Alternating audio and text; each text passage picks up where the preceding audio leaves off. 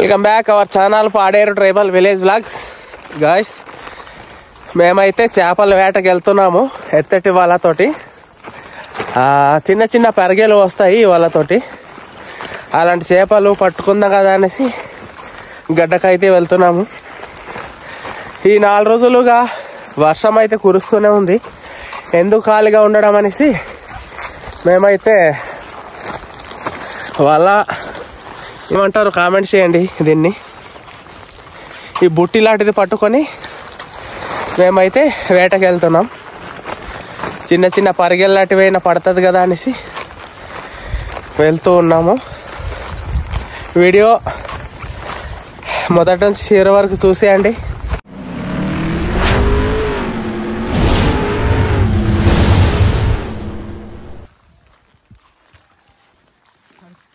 Guys, ఇది చిలకడ దుంపలు, మేము తీయ దుంపలని కూడా అంటాము. ఎర్రగా ఉంటుంది. మాకు 2 గడ్డలు ఉంది.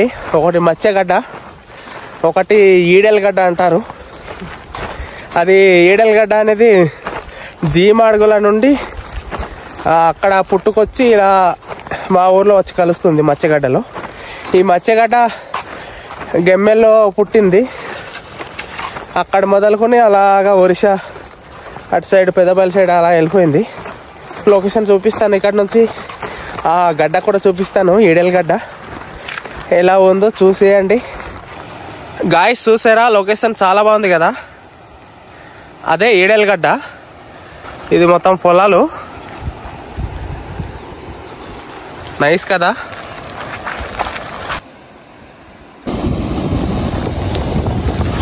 గాయస్, మేమైతే కుండగుమ్మి దగ్గరికి చేరుకున్నాం.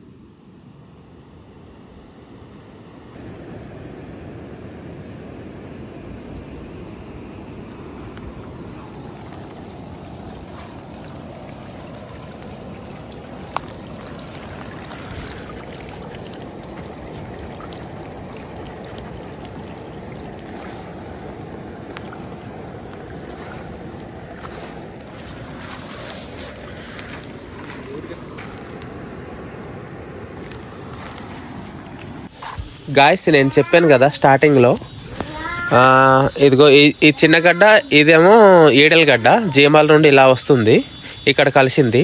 అది వచ్చి మత్స్యగడ్డ, పెద్ద గడ్డ. అది స్టార్టింగ్ గెమ్మెల నుండి కొద్దిగా మాత్రమే దొరికింది. ఇదిగో చూడండి, చిన్న స్పర్గేలు. ఆ పెద్దవి కూడా దొరుకుతుంది అనుకున్నాం కానీ దొరకలేదు.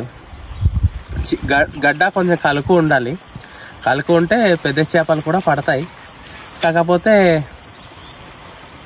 గడ్డ కొంచెం తగ్గింది.